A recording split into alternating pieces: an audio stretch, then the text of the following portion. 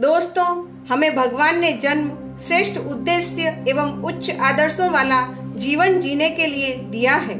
जिस व्यक्ति को निकृष्ट अधम स्थिति और जीवन का निम्न स्तर कांटे की तरह चुभता नहीं है, जिस व्यक्ति को अपनी हीन स्थिति उसे तिरस्कार नहीं करती है, जो व्यक्ति लांछन व अपमान को सहन कर लेता है, उसे मरा हुआ मान लेने में कोई दोष नहीं है। जिसमें थोड़ा सा भी मनुष्यत्व है, वह लांछन व अपमान को सहन नहीं कर सकेगा। उसके हृदय में वेदना होगी, आत्मग्लानि होगी। वह अपनी निम्न स्थिति को धिक्कार कर अपने पुरुषार्थ को जगाकर खड़ा हो जाएगा और अड़ग संकल्प के साथ सब कुछ बदल कर रख देगा। और इस जगत में ऐसे अनेक महापुरुष हो गए हैं जिन्होंने असंभव से दिखने वाले परिवर्तन कर दिखाए हैं।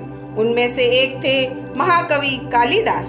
सब जानते हैं कालिदास एक महामूर्ख व्यक्ति थे। इतने मूर्ख थे कि जिस पेड़ की डाल पर बैठते थे उसी को काटते थे।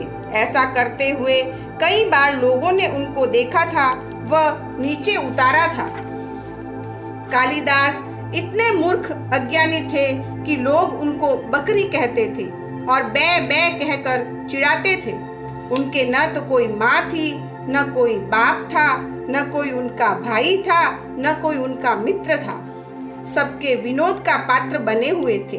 खाना पीना व लंगोट गांव वाले दे देते थे। ऐसे प्रचंड महामूर्ख के संबंध में क्या कोई ऐसी कल्पना कर सकता है कि वो एक दिन प्रकांड पंडित बन जाएंगे, इस संसार के सब कवियों के शिरोमणि बन जाएंगे। परंतु कालिदास ने इस जगत में न केवल कल्पना को जन्म दिया बल्कि अनेक स्वरूप में चरितार्थ करके दिखाया। लगन और परिश्रम की महिमा यही है। कालिदास के समय में ही राजकुमारी विद्योत्तमा का पंडितों से शास्त्रार्थ चल रहा था। उसमें पंडित हार गए। हारे हुए पंडितों को खूब गुस्सा आया। उन्होंने छल कपट करके राजकुमारी की शादी कालिदास के साथ करवा दी। कालिदास के साथ विद्योत्तमा का परिचय हुआ। प्रथम क्षण में ही विद्योत्तमा ने कालिदास को पहचान लिया। उसने हाय कहकर अपने सिर पर हाथ रखा और कालिदास को धक्का मारकर अपने कमरे से यह कहते हुए बाहर निकाल दिया, अपने से महान पति की आकांक्षा रखने वाली मैं तेरे जैसे महामूर्ख को अपना पति स्वीकार करके अपनी विद्या का अपमान नहीं कर सकती हूँ। तेरे जैसे अज्ञानी का आदर मैं नहीं कर सकती हूँ। चला जा यहाँ से, मेरे साथ छल हुआ है। कालिदास के हृदय को धक्का लगा। उसने अपनी आत्मा में आघात का अनुभव किया। आत्मविभोर कालिदास चौंक करके जग गए। उनका घोर अपमान हुआ था। उनकी पीड़ा से उनकी आत्मा चीख पड़ी। उसे अपने अपमान से भी ज्यादा इस बात की चिंता हुई कि विद्योत्तमा के आंसुओं को देखकर हो रही थी। विद्योत्तमा के आंसुओं के पीछे एक उज्जवल और उच्च दाम्पत्य जीवन की आकांक्षाएं तड़प रही थी। अब कालिदास जग गया। कालिदास सोचने लगा, संभव है विद्योत्तमा दूसरी बार शादी नहीं करे। उसका इतना महान और कीमती जीवन ऐसे ही शोक, संताप और पश्चाताप की आग में झुलस कर नष्ट हो जाएगा। समाज की इतनी बड़ी हानि सिर्फ इसलिए हो जाएगी क्योंकि मैं अज्ञानी हूँ, अनपढ़ हूँ, असंस्कृत हूँ। यदि मैं खुद को विद्योत्तमा के योग्य बना दूं तो निसर्ग का सुख प्राप्त कर सकता हूँ। उसकी आत्मा में से आवाज आई, मैं मेहनत और संकल्प के बल से सब कुछ प्राप्त कर सकता हूँ। कालिदास वहां से कहीं चले गए। विद्योत्तमा आंख में से आंसू गिराती वहीं बैठी रही।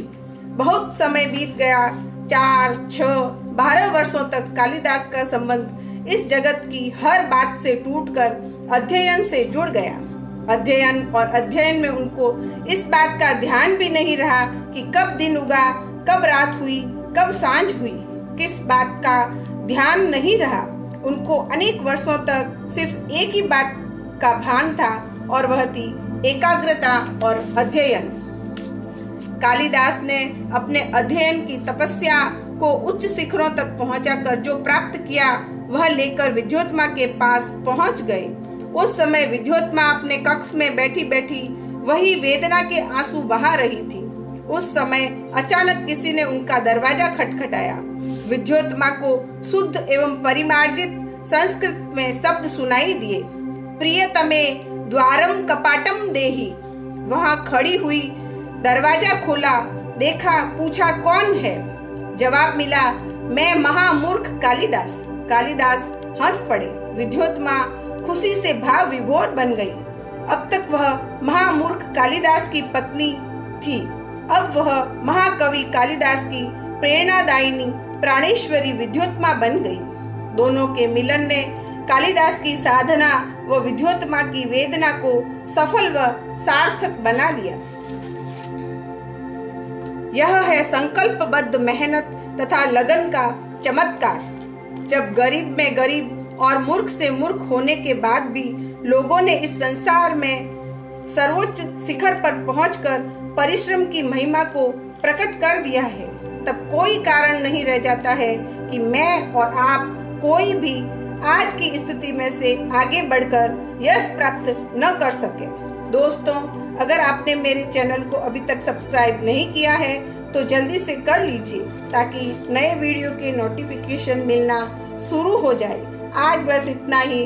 धन्यवाद।